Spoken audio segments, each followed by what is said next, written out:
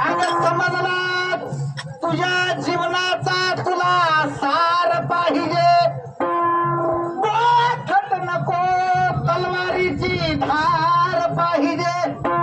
तुझ्या संग संसार करायला फक्त मीच जोडीदार पाहिजे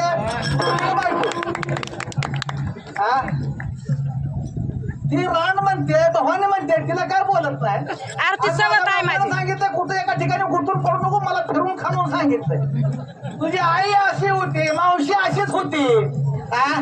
अगं नांदायचं नव्हतं घर बुडवायचं नव्हतं